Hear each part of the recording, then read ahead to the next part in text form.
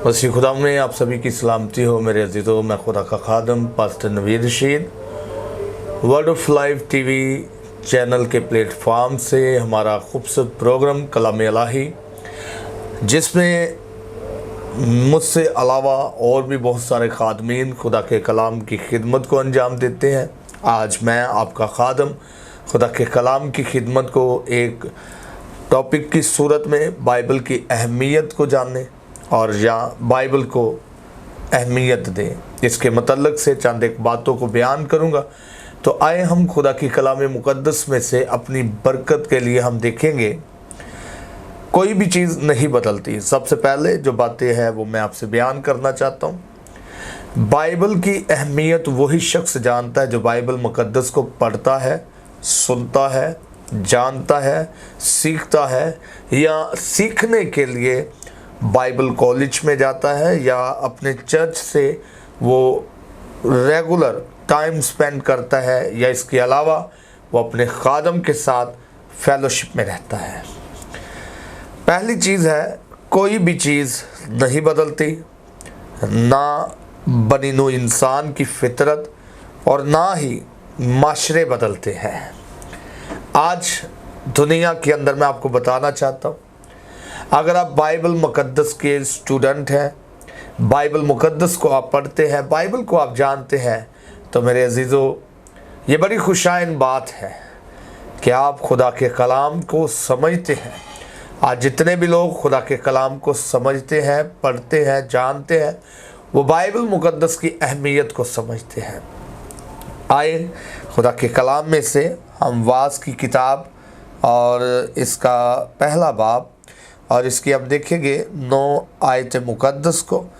खुदा के पाक कलाम में हम अपनी ज़रूरत और रहनुमाई के लिए पढ़ते हैं।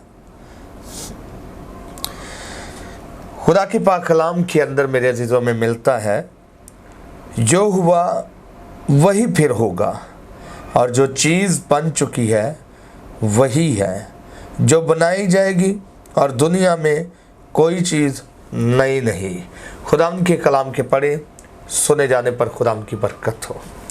आज हम देखते हैं बहुत सारे लोग मनगढ़ंत कहानियाँ बनाते हैं, नए नए अपने तजर्बात बयान करते हैं, नई नई बातों को रंग देकर उनको वाज़िया करने की कोशिश करते हैं। लेकिन खुदा का कलाम बताता है, जो हुआ फिर वही होगा, जो चीज़ बन चुकी है वही है जो बनाई जाएगी और दुनिया में कोई चीज़ नई नहीं। जैसे मैंने पहले ही एक बात को बयान किया है, कोई भी चीज़ नहीं बदलती। पहली चीज़ ये है, बदलता कुछ नहीं है। दूसरी चीज़, बनी नू इंसान जो है इसकी फितरत नहीं बदलती। और तीसरी चीज़, माशरे नहीं बदलते। अगर आप देखें खुदा के कलाम का मुताला अगर हम करते हैं, तो अगर बाइबल मुकद्दस को आप अहमियत देते हैं, तो आप देखें कि खुदा ताला ने जब अपने बंदा को बुज़ुर्ग मूसा नबी को इस्राएल की उन लोगों की रहनुमाई करने के लिए 10 अहकाम दिए, तो खुदा का कलाम कहता है उसमें क्या था, तो झूठ ना बोलना, तो चोरी ना करना, तो ऐबजोई ना करना, तो बगाना औरत की आरजू ना करना। इसका मतलब है ये बातें जो बयान करती है ये वाज़िया इस बात से तल्लुक़ रखती है जो हुआ फिर होगा। इसका मतलब है कि जब हम पास्ट में देखते हैं, प्रेजेंट्स में देखते हैं और फ्यूचर में देखते हैं, ये क्या है, सारी चीज़ें हमें मिलती रहती है, नज़र आती रहती है। और इसकी वजह क्या है, क्योंकि बाइबल मुकद्दस हकीकत को बयान करती है। बाइबल मुकद्दस को आप पढ़ते हैं तो आपको वही चीज़ जो गुज़रे दौर में है वो नज़र आती है, चलते हुए दौर में नज़र आती है और आने वाले दौर में भी इसलिए नज़र आएगी क्योंकि जो लोग बाइबल की अहमियत को नहीं जानते और खुदा के कलाम से दूर है, वो इन बातों को अपनी ज़िंदगी में क्या करते हैं, वो अपनी ज़िंदगी से उनको अंजाम देते हैं। कलाम का अल्हाम शुदा कलाम है। जब आप कहते हैं कि कलाम जैसे अल्हाम कहा गया है, ये क्या है, तो इसका मतलब है ये शुदा कलाम है, एक ऐसा कलाम जो खुदा की तरफ से एक भरपूर ज़िंदगी बसर करने के लिए जिस तरह खुदा ने इरादा किया है। आप गौर करें, जैसे खुदा ने इरादा किया कि वो अपने कलाम को क्या करे, नाज़िल करे, अपने कलाम को क्या करे, आपकी ज़िंदगियों तक भेजे। तो मेरे अज़ीज़ों, आपको तब खुदा के कलाम की अहमियत होती है जब आप खुदा के कलाम का मुतालिया करते हैं। आए हम दूसरी जगह पर मत्ती की मार्फत लिखी गई इंजील मुकद्दस और इसका 4 बाब, इसकी 4 आयत को खुदा के कलाम से देखेंगे।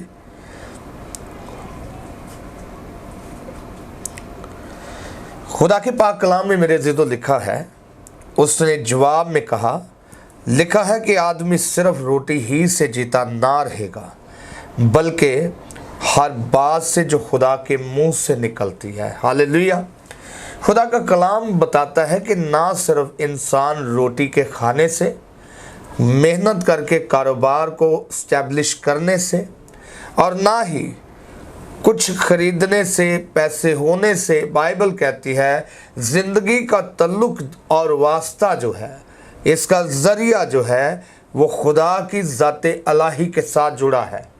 अगर आप गौर करें तो इसकी अहमियत तब आपको पता चलती है जब आप इस आयत पर गौर करते हैं।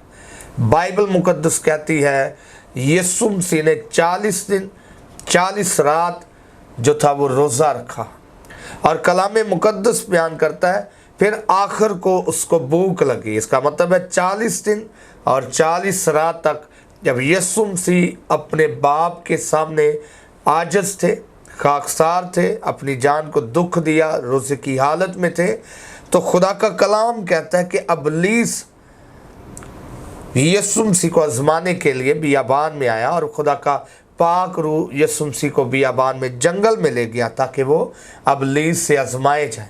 आज मैं कहता हूँ कि हम सभी खुदा के हजूर में बहुत सारी बड़ी बड़ी बातें और बड़े बड़े दावे करते हैं कि मैं यीशु को जानता हूँ, मैं बाइबल को जानता हूँ, लेकिन अगर आपके अंदर बाइबल की अहमियत है, यीशु की अहमियत है, कलाम की अहमियत है, तो आप गौर करें, ज़िंदगी का मालिक, हमारा नजात दहिंदा, हमारा आका रब परवरदिगार, जिसने क्या किया कि जब इब्लीस ने यीशु मसीह को वरगलाने की कोशिश की तो उन्होंने उसका मुंह तोड़ जवाब दिया।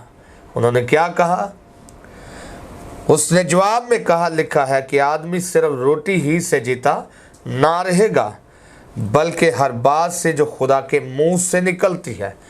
इसका मतलब है कि पहली चीज़ को हम गौर से देखें तो इब्लीस जो था वो भी कलाम को जानता था। उसने कहा अगर तू खुदा का बेटा है, किसका बेटा है? खुदा का बेटा है, तो इन पत्थरों से क्या ये रोटी बन जाए। और बाइबल कहती है यीशु मसीह ने इसके ऑपोजिट ये उसको जवाब दिया।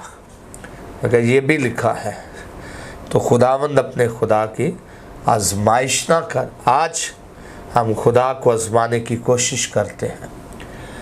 अक्सर औक़ात बड़े बड़े बोल, दावे और बड़े बड़े हमारा जो फ़ख्र है अपनी ज़ात पे करना, वो हमें लोगों के सामने शर्मिंदा करता है। दुनिया में रहते हुए हमें शर्मिंदगी का सामना करने पर मजबूर वो बातें करती हैं।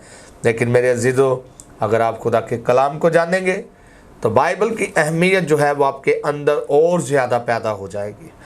आए आगे बढ़ते हैं। इन दिनों में या अपनी ज़िंदगी का मुतालिया करें, क्योंकि दुनिया में झूठी तालीमात पाई जाती है। बहुत सारे लोग हैं जो बाइबल को या बाइबल से हटकर ऐसी मनगढ़ंत कहानियाँ बयान करते हैं, जिसकी वजह से कलीसिया, चर्चिज़, ईमानदार लोग, खुदाप्रस्त भाई और बहनें, बेटियाँ और नजात याफ्ता लोग जो है वो गुमराह और वो बरगश्ता हो जाते हैं। बाइबल हमें सच्चाई मापने के लिए एक पैमाना देती है, जिसके ज़रिए हम झूठ और सच्चाई का फ़र्क कर सकते हैं। आज दुनिया के ऊपर गौर करें, अगर आपकी ज़िंदगी में बाइबल ना हो, अगर आप बाइबल मुकद्दस को ना पढ़ें, अगर आप बाइबल को ना सुने, ना जाने, तो फिर आपके पास कोई ऐसा आला नहीं है। आप इसको मेजरमेंट इसकी नहीं कर सकते, पैमाइश नहीं कर सकते।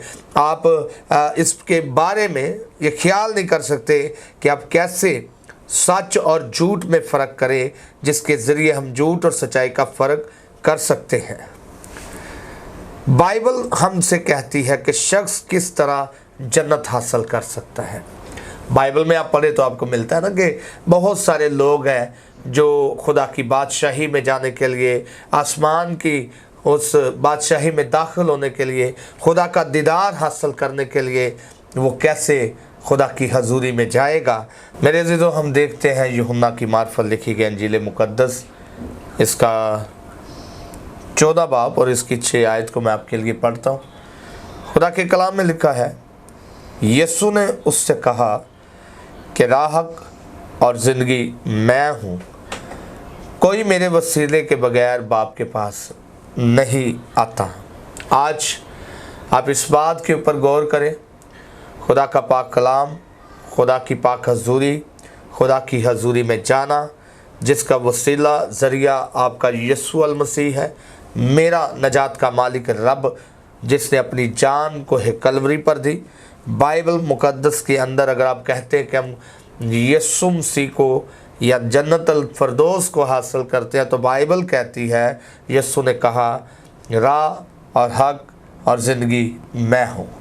वो राह जो हक की तरफ और सच्चाई की बातों की तरफ ले जाती है, बाइबल कहती है वो यीशु मसीह है। अगर आप यीशु मसीह को मानते हैं तो फिर आपको अपनी ज़िंदगी से हर वो चीज़ जिसके ऊपर झूठ है, जिसके ऊपर बदी है, जिसके ऊपर एलिगेशन है, उनको आपको रद्द करना पड़ेगा, अपनी खुदी का इनकार करना पड़ेगा। जैसे खुदा के कलाम में बुजुर्ग पालूस रसूल कहते हैं, क्या तुम नहीं जानते कि खुदा की बादशाही में बदकार ना जाएंगे, बदकार दाखिल ना होंगे, फरेब ना खाओ, वहाँ पर लिखा फरेब ना खाओ। और आज हम यहाँ पे देखते हैं यीशु मसीह ने क्या कहा, कोई मेरे वसीला के बगैर बाप के पास नहीं आता। इसका मतलब है अगर आपने और मैंने यीशु मसीह से नजात को पाना है, आसमान की बादशाही में दाखिल होना है, तो फिर ज़रूरत क्या है, हमने अपने नजात दहिंदा की तालीम को मानना है, तौबा करनी है, बाइबल मुक़द्दस को अहमियत देनी है। जैसे आज के टेक्नोलॉजी के दौर के अंदर लोग देखने में आता है कि वो बाइबल मुक़द्दस को तो तरजीह नहीं देते, लेकिन मोबाइल फ़ोन को, कंप्यूटर को, लैपटॉप को, टैब को, जिसके ऊपर वो बहुत सारी एक्टिविटीज़ जो है वो करते हैं, लेकिन यीशु मसीह के कलाम की तरफ जो निजात का बायस है, जो हमेशा की ज़िंदगी का बायस है, जो हमें ज़िंदगी गुजारने का तरीका और सलीका सिखाता है, उसकी तरफ आने से हर शख्स क्या है, वो अपनी आंखें बंद करता है, अपने रास्ते को छोड़ता है, अपने निशान से हट जाता है। मेरे अजीज़ों, आज हमारा जो हासिल कलाम है, इसके अलावा खुदा का कलाम ये भी ज़ाहिर करता है कि खुदा हमसे कितनी मोहब्बत रखता है। अगर आप खुदा की मोहब्बत को देखें तो बाइबल मुक़द्दस में लिखा है, उसने हम पर अपनी मोहब्बत की खूबी यूँ ज़ाहिर की कि जब हम गुनाहगार थे तो वो हमारे गुनाहों के लिए मुआ। आज अगर आप बाइबल मुक़द्दस को अहमियत देना चाहते हैं तो ज़रूरी है कि आप खुदा के कलाम को पढ़ें, बाइबल मुक़द्दस का मुतालिया करें, हर रोज़ में बाइबल मुक़द्दस को रीड करें, ताकि आप ज़्यादा से ज़्यादा बाइबल की बातों को जान सकें और आप अपनी ज़िंदगी को खुदा यीशु मसीह के लिए वक़्फ़ कर सकें। खुदा यीशु मसीह आप सभी को आज के कलाम के बायस बरकत दे, आमीन। मेरे अजीज़ों, इससे पहले कि मैं आपसे इजाज़त चाहूँ, मेरी आप सभी से गुजारिश है, आप हमारे इस YouTube चैनल को, वर्ड ऑफ लाइफ टीवी के प्लेटफॉर्म को और हमारे इस प्रोग्राम कलाम इलाही को लाइक करें, शेयर करें, सब्सक्राइब करें और बेल आइकन को क्लिक करें, ताकि आने वाली हमारी वीडियो की अपडेट आपको मिलती रहे।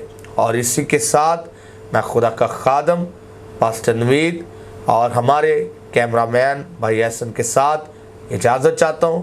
God bless you, God bless Pakistan, आमीन।